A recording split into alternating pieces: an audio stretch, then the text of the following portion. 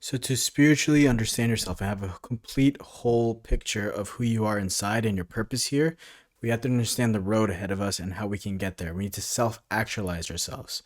So, we're going to discuss exactly that and how to do that in this module. In fact, this is going to be a really fat module. We're going to discuss Maslow's hierarchy of needs, the levels of consciousness, the 5 love languages, Eastern and Western philosophy, vision quest. So we're going to tap into wisdom from the Native Americans. We're going to look at shadow work with Carl Jung, look at more occult concepts, the 16 personalities in the world that you're going to come across. They're all just 16 people, and your enneagram.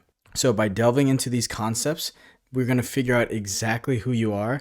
And more importantly, we're going to use that information to get you to where you want to go. So let's discuss Maslow. So Maslow is really important in the field of psychology. He discovered that we can't get to self-actualization and really focus on self-development, personal development, without some underlying prerequisites first. So before anything, you need to have your physiological needs in check. So are you being fed? Do you have food, water, shelter, sleep, clothing? Is everything in check? Like the absolute base layer.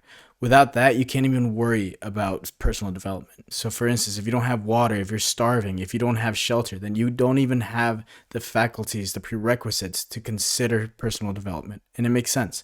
Above that are your safety needs. Do you feel secure? Do you have employment? Are you getting enough money to feed yourself? Are you healthy enough? Do you own some property? And above that is love and belonging. Do you have camaraderie? Do you have friendships? Do you have an intimate partner? Do you belong in a family? Do you have some feeling of connection with someone? Only when you feel these 3 can you get into yourself and build some self-esteem, some respect, gain some status socially, and gain recognition for that. Once you have those 4 areas, then you can get into what we're talking about here, which is self-actualization, which is the desire to become the most one can be. This is why we're here. So only you can identify where you're at right now, and you have to be honest with yourself and make sure you meet all these prerequisites before even attempting true personal self-actualization. In that vein, we're going to discuss the levels of consciousness. So in this module, I'm going to ask you to really introspect and really dig deep in your soul and figure out who it is you are. Now, when it comes to consciousness, we got this amazing advancement in the theory of consciousness by this psychology professor, Claire Graves. Now, Claire Graves gave us this concept of spiral dynamics. Spiral dynamics, main idea is that we all start at a base layer of consciousness and that we graduate from that. Now, some of us stay at a certain level of consciousness while others graduate even further beyond. Now, this is fascinating. I'm going to read through these levels of consciousness. There are 8. Now, the first 3 are egocentric layers, meaning you're more focused on yourself as a person. And level 1 is your survival/instinct driven. So the primary need for this is certainty. Like you just need to have certainty. And an example of this, there's a newborn baby. Like they just need certainty that they're going to be fed, that like they don't have more aspirational, more higher conscious needs. And of course, like it's a baby, right? So it's the first layer. The next layer is tribal order. And again, their primary need is certainty. And the focus for this group is rituals, taboos, superstition. It's very important for them to be part of the group. An example of this are gangs or sports teams. Now, level 3 is the power god. So the primary need for this is significance and certainty, but mostly significance.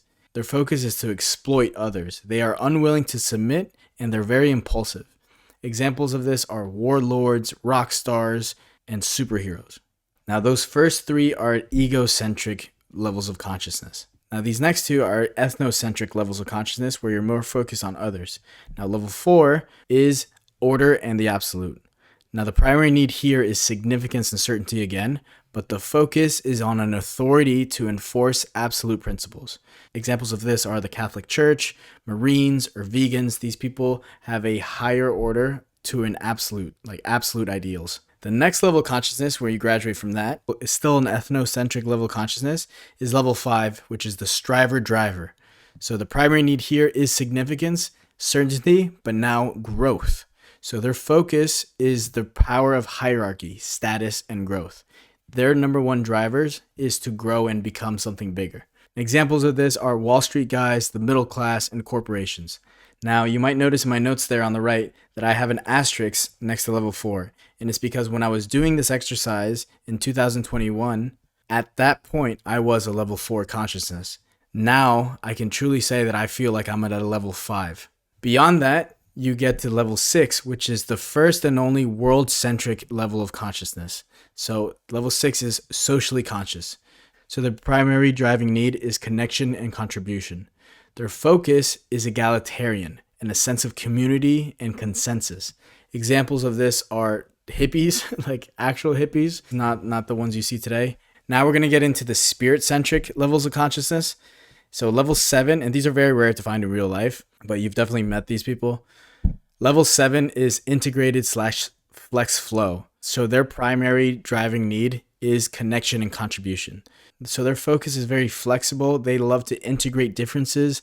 They understand that hierarchy is natural and that you just need to align values based on who you're seeing and who you're coming across. Now, level 8, the highest level of consciousness out there, is known as an awakened soul. Their primary driving need is connection, contribution, and their focus is more holistic. They understand the idea of collective individualism, and they're sensitive to harmonies. They understand that we need level 4s, level 3s, level 2s, level 6s. They understand that, and they don't judge. So examples of these are literally the Buddha and Jesus Christ. There are very little level 8s out there. There's another way to look at the levels of consciousness. It's no longer the spiral dynamics, but you can still see the same concept of the ego being at the bottom, at the base, and then your tribe, and then you can graduate into seeing life as you see these collective individualism. You need individualism, you recognize individual and their importance, but you also do things for the collective. Now, to really understand yourself and your spiritual needs, we're going to look into attachment styles. Now, attachment theory is a psychological, evolutionary, and ethological theory concerning relationships between humans. The most important tenet is that young children need to develop a relationship with at least one primary caregiver for normal social and emotional development. One's bond with their primary caregivers during childhood has an overarching influence on their future social and intimate relationships. So these are the 4 attachment styles. The base where we want to get to is a secure attachment style, where you can trust fairly easily, you're attuned to emotions, and you can communicate what upsets you directly. You can also lead with cooperative and flexible behavior in relationships. These next 3 attachment styles are not as healthy. The first one is anxious attachment style. Anxious attachment style, also known as preoccupied attachment style, has a sensitive nervous system. They struggle to communicate needs directly, and they tend to act out when triggered. These people tend to have a fear of abandonment, so they're very clingy too. The next is the avoidant type, or the dismissive type. These people downplay the importance of relationships and are usually extremely self-reliant, and they become more vulnerable when there's a big crisis. These people tend to become really emotionally distant, particularly when the relationship is about to become more deep. These people avoid that. They're very dismissive. And finally, the last attachment style is the fearful avoidant attachment style. These people are more dependent in relationships than the avoidant types. They strongly fear rejection, and they have very low self-esteem. They also have high anxiety in relationships. They don't want to do the wrong thing. So this last one is almost like a mix of the middle two. To further understand yourself, let's explore the 5 love languages. Now, this becomes particularly useful when you have a partner, of course, but to understand how you love, I highly suggest you take an online quiz where you figure out what your love language is. My top 2 are physical touch and quality time. So when you get this information, you can learn how you can effectively communicate with both yourself and how others can communicate with you, but more importantly, how you can communicate with others based on their love languages. You can also figure out the actions you need to take to communicate with these people and the things to avoid. So this is extremely useful to know. Eastern philosophy also has a very unique way to look at our spiritual needs. So let's explore those. In the East, they have something known as the 5 elemental archetypes. So they explain it that every person represents one of these 5 elements, and more importantly, your relationship between other people is like those relationships between those elements. So a person who's more wood, for example, they are more likely to be go-getters. They're always in motion. They tend to be leaders, and their strengths are speed, freedom, and speed, Their challenges, though, is that they tend to be very impatient and pushy, and their most common trait when they're stressed is that they're prone to anger. Then there's people like me who are fire, and fires tend to be comedians, very eternal optimists, and their strengths are that they're playful, charismatic, creative, they have zest. Traits of fires when they get stressed is aggression. And their weaknesses is that they can be overly dramatic, impulsive, and easily bored. Though one of my good friends gave me such a good line. He said, only boring people get bored. And that stuck with me. Then you have people who are more earth. People who are more earth tend to be peacemakers. They're good neighbors and they're empathetic. Their strengths are that they're caring, they share, and they create community. Their weaknesses is that they worry constantly. They're indecisive and they're disorganized. Their traits when they're stressed is that they worry. Then you have people who are more metal. Now, people who are metal tend to be architects. They're wise judges and they're very logical. Their strengths are that they're very orderly, they're detail-oriented, and they have strong logic. The weaknesses of metals is that they're very rigid and they're easily disappointed and they're self-righteous. The traits of a metal when they get stressed is they're very self-critical. And lastly, we have water. Water types tend to be poets and dreamers and philosophers. Their strengths are that they have deep inquiry and they're always searching for meaning. The challenge is that they're often withdrawn. They're very stubborn and apathetic too. Traits of a water when they're stressed is fear and fatigue. So notice your primary element and identify the elements of those around you so that you can better understand them. Appreciate all 5 elements and use all of them both within you and with others. As a fire myself, I need to recognize when I'm blazing out of control and hurting others. Now, I don't want to give too many secrets away, but my brother, he's a metal, okay? So he's very logical and very precise. So he, for instance, if he was in a relationship with a wood, he would have to be very mindful of his words so as not to cut into her, because that's the relationship they have there. Whereas with me, he can say anything he wants with me. I'm a fire, like nothing happens, I'm fine. But I have to be very careful not to heat him up, not to anger him, okay? Now, there's a creative cycle too.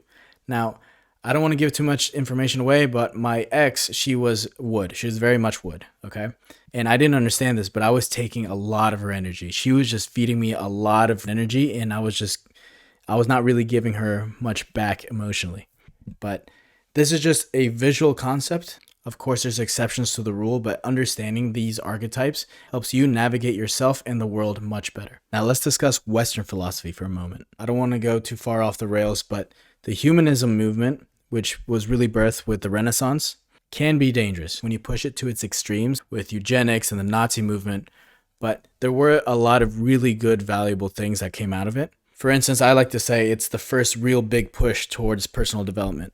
Because if you develop yourself, you develop your family. You develop the family nucleus, you develop your society. You develop your society, you develop the world. And of course, I believe it's much better if you pair it with a organized religion or some credo external to yourself, but it still has bred a lot of really good value to society. Now, as we've discussed in the intellectual modules, death is the single worst thing you can sweep under the rug. You need to think about it and think about it constantly, and you need to prepare for it too. So on the left here, I actually decided to take a picture of my personal Memento Mori calendar. This is literally mine to the week. It's updated right there so that you can see that I think about my death all the time. And what this does is that it really incentivizes you to make the most of your time here on Earth. Now, why am I discussing Memento Mori again? Because you need to avoid this one spiritual trap, which is nihilism. Nihilism is the idea that nothing matters. Now, say death comes for you and there's nothing. It just cuts to black. There's just nothing, right? Now, I personally believe in afterlife and whatever, that's fine. But even if everything cuts to black, that actually emphasizes that everything matters. If nothing matters, then everything matters. So being a nihilist at heart, where you say, you know what, nothing matters, I'll just do whatever I want, whatever. These people suffer an incredible existential crisis. It's a type of pain that I've entertained this idea for a little bit, and it's really painful. I really want everyone to avoid this. This really sucks, okay? And there's nothing more cancerous than an idea, because you cannot get it out of your head. It's really hard. But I've actually, instead of avoiding the nihilistic threat, I think about it all the time, and I use the Memento Mori model to deal with it. So in the next few slides, we're going to cover exactly how you can avoid feeling spiritually lost to this. So there's actually a lot of things people have done in the past and things you can currently do to give yourself a spiritual boost. One of which, and it's one of my favorite things, and I would love to do one day, is something known as a vision quest. Now, vision quests were invented by the Native Americans. What a vision quest is, it's a rite of passage for a young man. So what they do is they take you and they say, hey, you see that ridge over there? You're going to go past that ridge. There's going to be a river and there's going to be some plot of land, right? and it's going to take you 5 days to get there. You can only bring a knife or a bow and arrow, and that's it. You have to go over there, and basically between here and there, there's going to be bears, there's going to be all kinds of treacherous land. So you need to go out there, and we'll find you when we find you. And so these kids would just go, right? And I just said 5 days, but it's actually closer to 1 to 2 weeks. And so they go, and when the time comes, only the brave survive. So yes, physically, it's very demanding, right? These kids are experiencing raw nature, but it's through that journey that they discover themselves. One of the most spiritually sound things you can do for yourself to really strengthen your spirit is to spend an extended amount of time outdoors. And camping is fantastic, horseback riding multiple nights in a row, mountaineering, these types of activities, they force you to sit there with nature and really listen to her. It's basically forced prayer. Now, I'm planning to do a vision quest myself, but I suggest you, if you're listening to this, if you have a weekend, you can just do a 48-hour excursion. You can leave Friday after work, and then you arrive where you need to arrive Sunday afternoon. So don't bring your phone, don't bring any electronics, just bring a knife, bring some water, and bring a journal with a pen. It is going to blow your mind what you can do in this time. So that's what the Native Americans did. It's funny when I talk about Vision Quest because I'm reminded that many civilizations and many cultures have rites of passage. In the West, we don't have a rite of passage anymore. How do you, as a young boy, recognize the moment you've become a man? It just doesn't happen, right? Now, there's a few like modern rituals you can do that could be considered as some kind of rite of passage. For instance, I asked a girl out to prom, and I did it in front of the whole school. That's me on the right. You graduate from college, you graduate from high school, you wear the cap and gown thing. There's a few milestone moments, I guess. But if you look in the past, there's always been moments of rites of passage. You see Khabib here wrestling a bear. The Spartans would put their young boys out in the woods, basically another vision quest. And you see Lex Friedman here doing a rear naked choke on Andrew Huberman. You know, there's certain rites of passages that people had in the past that we're losing. So I just highly suggest you explore certain rites of passages within your culture so that it's more emotionally and spiritually relevant to you, and tap into it and really try to do it yourself. Even if you're past the traditional age, I still suggest it because you're going to get a lot of spiritual value from it. So far, we've spoken about the light side of the soul, but we haven't talked about the shadow work, the dark side of your soul. And there's no one who explored this side of the soul more than Carl Jung. So Carl Jung was actually a student of Sigmund Freud, and these two were giants in the field of psychoanalysis. And these two men, they respected each other a lot, but they had growing professional differences, and that eventually divided them. On the right, you can see a picture of Sigmund Freud on the bottom left, and you can see Carl Jung on the bottom right. Now, Carl Jung, he popularized the idea of everyone having a king, a warrior, a magician, and a lover inside of them. Like, he really explored the soul and the spirit, and he psychoanalyzed a lot of dreams too. So the primal essence of doing your shadow work involves you becoming aware of your negative traits without being ashamed of them. And you also realize that everyone walks their own path that you know nothing about. So visually, it's like an iceberg. You can see a little bit of someone's personality, but there's a lot underneath that you're not seeing. That personality, the things you see, the things you think you know, they actually cast a shadow. So beware of your shadow, but also beware that everyone else also has their own shadow. Now, remember how I said Carl Jung explored dreams?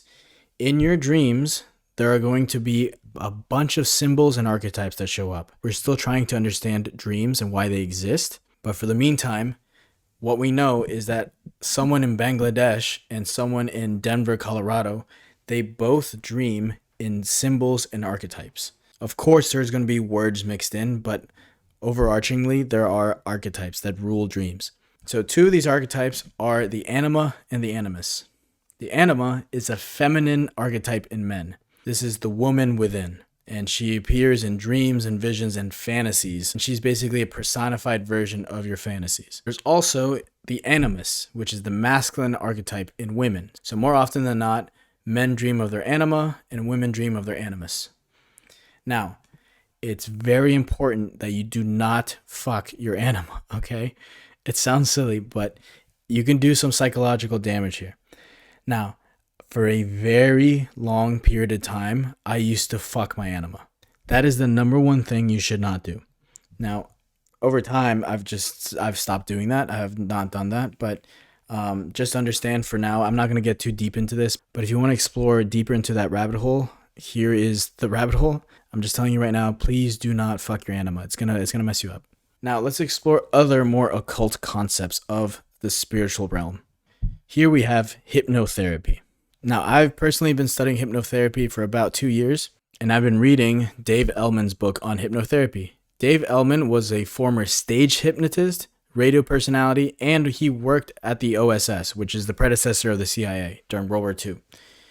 So he was approached by members of the medical and dental profession who had an interest in hypnosis, but they were dissatisfied from what they had learned about hypnosis beforehand. While many in the hypnotherapy arena regularly shun any association with stage hypnosis, looking at why hypnosis as entertainment works and how it can be applied to clinical and performance-related applications is a worthy study.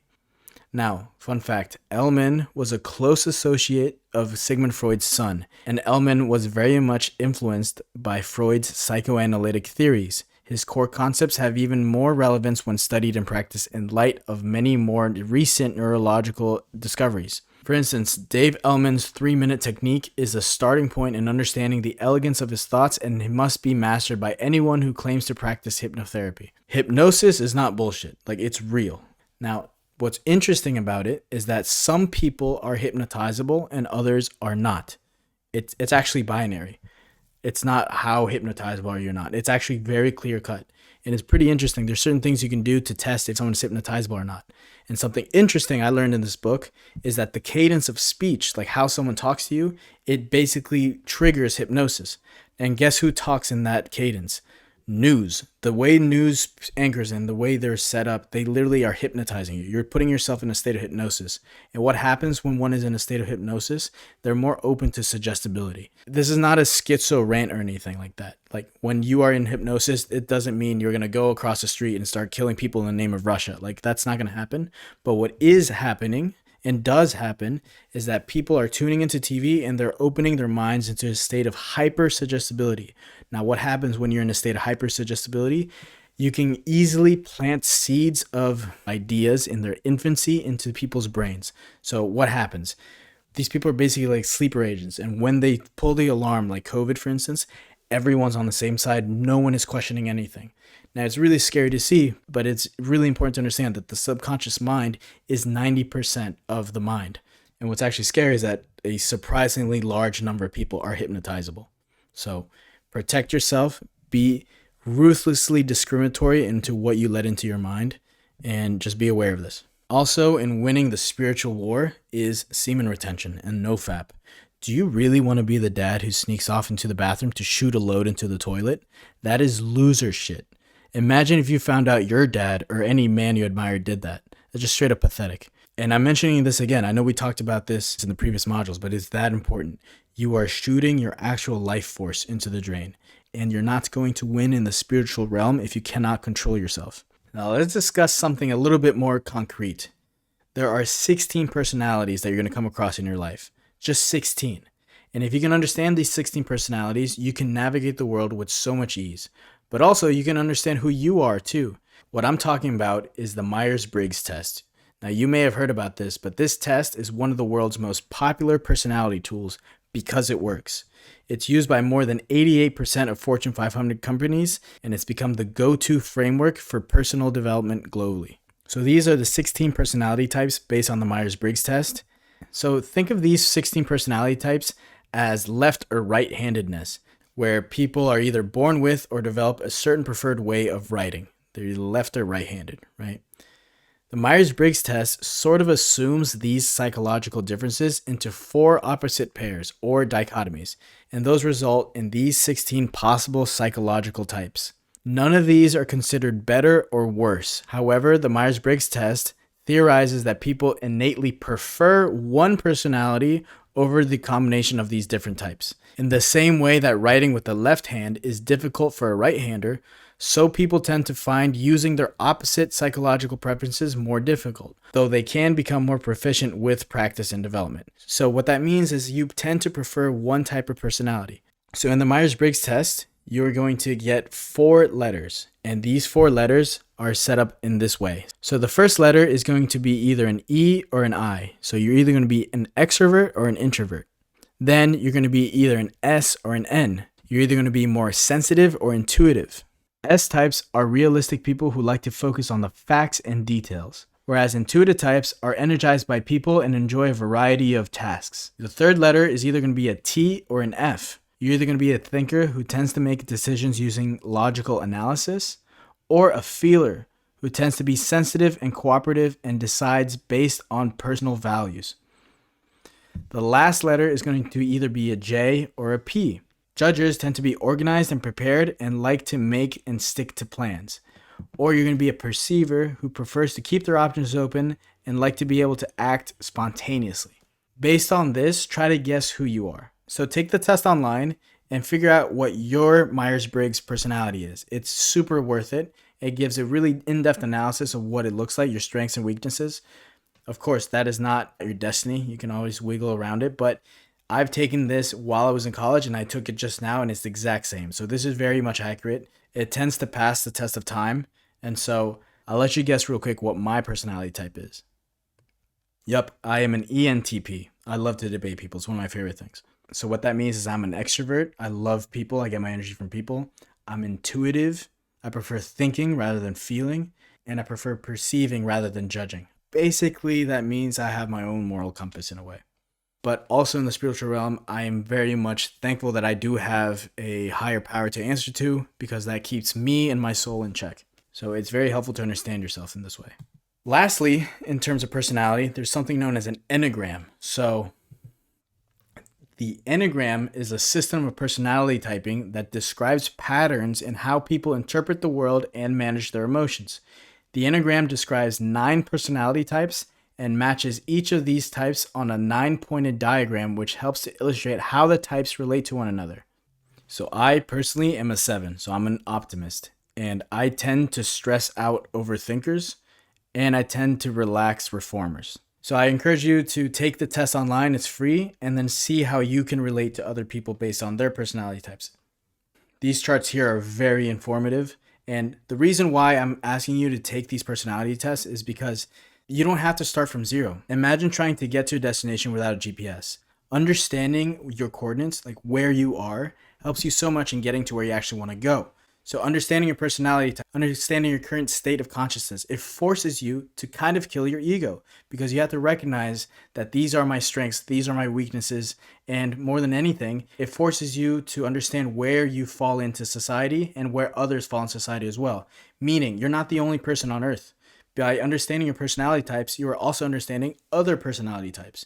And what that means is that we're going to get closer to a world where we can understand each other much better. So that's why I highly encourage you to do the spiritual homework and figure out who you are. So with that, let's look at your homework.